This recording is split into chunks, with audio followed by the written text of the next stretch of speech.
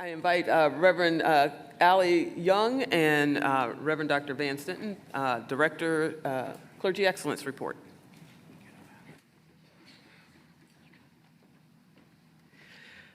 Thank you, Bishop and members of the annual conference. I'm honored to stand next to my colleague and friend, Reverend Allie Young, who, as most of you are by now aware, on July the 1st will become the new Director of Clergy Excellence for the Louisiana Conference, and we celebrate that and look forward to that. She will be giving, yes. She's going to be giving the details of the report. I'm going to offer a few comments before I turn the microphone over to her. First of all, I want to say a word of thanks to the Board of Ordained Ministry. You just saw their report. I think it is evident what dedicated and committed members of the Board of Ordained Ministry we have, faithful United Methodists who balance grace and responsibility in beautiful ways. They come alongside candidates who are starting out with many questions, and they walk the journey with them. So I want to say a word of thanks. Good people often have to do hard things. And the Board of Ordained Ministry is in this season faced with hard decisions. And they have made them with grace, and they have embodied what we believe is the essence of what clergy excellence is all about. So I want to thank the Board of Ordained Ministry, first of all. Second, I want to acknowledge the impact of disaffiliation on our clergy and on our connection as clergy. The accompanying withdrawals that Brady alluded to earlier have certainly had an impact with local pastors, associate members, deacons, and elders choosing to break fellowship with us. We mourn that loss, but we also acknowledge that, as Bishop Williamston has said, we put a period and then we start a new day and add an exclamation point. So we are claiming that, but I want to make a statement on behalf of the cabinet, and I'm going to take liberties and say on behalf of my clergy colleagues that I think needs to be stated clearly. This is going to be clergy talk, but you laity share this journey with us because you grant us the incredible privilege of being a pastor, which I don't want to minimize. What a gift and privilege it is that you allow us to be your pastors. For those of us who are remaining, I want to offer this word because I believe it needs to be stated clearly and plainly in language that I hope will amplify the importance of this word. If you are, or if you intend to be, a self-avowed, practicing disaffiliator, regardless of your status, conference relationship, retired, active, or otherwise, then it needs to be said that those actions are a clear violation of the vows of ordination that we all take, and they are incompatible with the basic expectations for clergy membership in the Louisiana Annual Conference.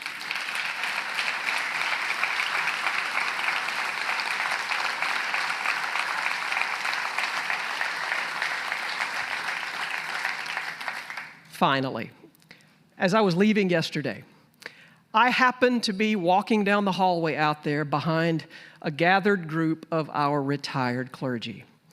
It has been a beautiful gift to see so many of our retired clergy here among us during this time. These four pastors who were making their way out caused me to think back to my own ministry, and my guess is you would have thought the same thing. They were mentors, they were examples, and they were clearly what we hope for in the office of clergy excellence. And I just want to take a moment to say thank you to so many of you who are here. You have mentored so many of us, and we hope to live up to the standards that you have set as you have blessed us with this mantle of responsibility going forward. So on behalf of the conference, thank you to all of our retirees.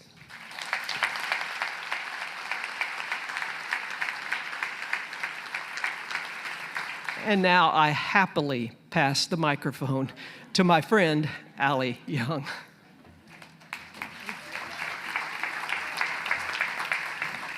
It is good to be here with you, as the last year has been quite a learning curve in the Office of Clergy Excellence. We've used the word unprecedented quite a few times, and we have had to learn how to do things we never thought we would have to do. But I think so much of the work that we do in Clergy Excellence, sometimes you don't always notice what's going on behind the scenes, because most of the things that we do are really small changes. So when I found out that I was being appointed to serve in this office, the first thing that I wanted to do was ask a whole bunch of questions and find as many answers as I could. But I couldn't find the answers to my questions at 527 North Boulevard. So I asked my clergy colleagues through a survey if they would let me know plainly what was going on in their worlds. And it was not a very fun set of data. They were exhausted. They were overworked. The vast majority of them had not taken a day off or a Sunday off in 6 or 12 or 18 months. They were worn out. They had had to learn how to do things they never were prepared to do. You don't go to seminary so that you can preach in an empty sanctuary to a camera. You go to seminary because you love being in relationship with God's people. And so that survey response was sobering, and we realized that the biggest yearning for our clergy was reconnection. Reconnection to their brothers and sisters as clergy, reconnections also to their callings. They had had to do so many things that were outside of what they were called to do. And I think it's fair to say they were suffering, on the verge of burnout, and so many considering whether or not they were still called into ministry. So how do you tackle a problem like that? I did not know. So we started with really small changes. We made our confidential clergy counseling grants available through an online application. And instead of having to have another clergy person take on this task of processing those, we streamlined it through our Office of Pensions because they're already dealing with that confidential information. And so if you don't know about our confidential clergy counseling grants, and you are a clergy person, the spouse of a clergy person, or the child of a clergy person, you are eligible for these grants annually. And they will help pay for some of the costs of mental health care or counseling or whatever in that realm you might need.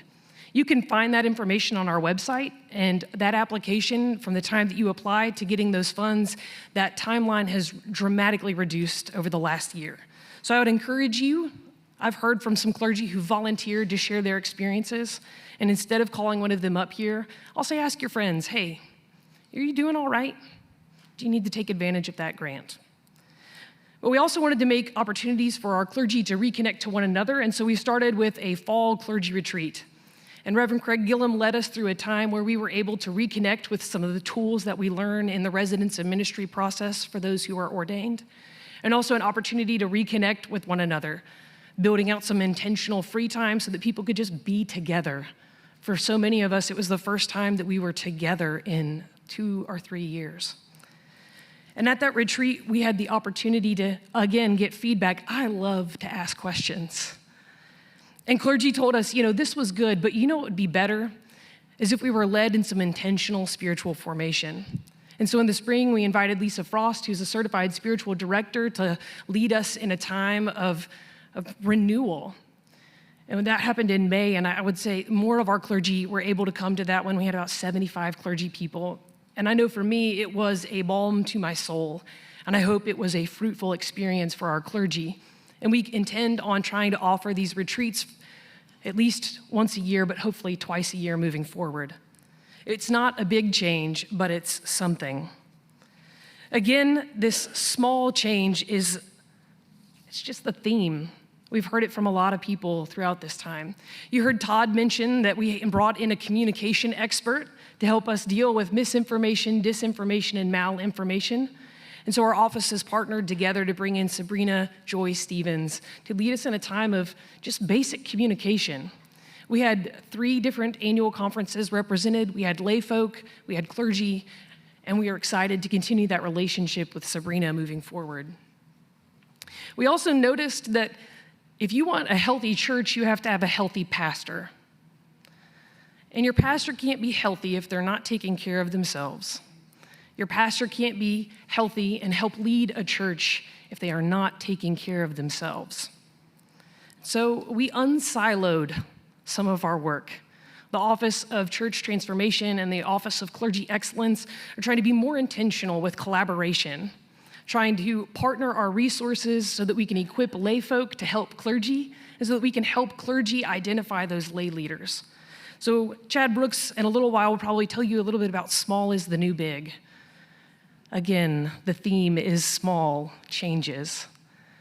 Small is the new big is an opportunity to have little bite-sized workshops. Bishop Williamson, when she arrived in January, she said, "Allie, I'm so excited about your work, but I want to tell you something." And I said, "I'm all ears, Bishop." She said, "We have excellent people here. We need to use our people. We need to use our people." I was like, of course, that's so obvious. But for so long, we farmed out that work to bigger churches. And those big churches have wonderful things to offer, but they don't know who we are. And so Chad and I have worked together to try and identify the people that are having fruitful ministry here in Louisiana and give them the opportunity to share some of that wisdom so that we don't all have to try and fail and try again. But maybe instead of starting at number 1, we start at 3 or 4 and only fail a little bit. And so Chad and I are looking forward to working with Small is the New Big moving forward and to continue opportunities for both clergy and laity to come together for just a quick and free set of resources. Small is the new big. The most important thing that I think about the Office of Clergy Excellence is another thing that Bishop Williams said on her Boots on the Ground tour. She's about empowerment, right? She's about empowering our people, about fostering a spirit of innovation, fostering a spirit of joy and hope, and putting an exclamation mark on everything that we do. And so I am grateful for her leadership. I know that she's been in this role, and I am grateful for her wisdom, but I'm also grateful that she told me to do what I need to do.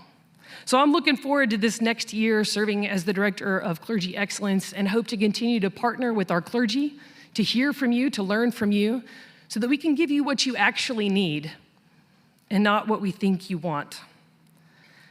So I hope that you will be in prayer for the Office of Clergy Excellence, the Office of Church Transformation, for your cabinet, for your leadership in your churches, as we work together to be excellent. We already are, but maybe just a little more. Thank you so much.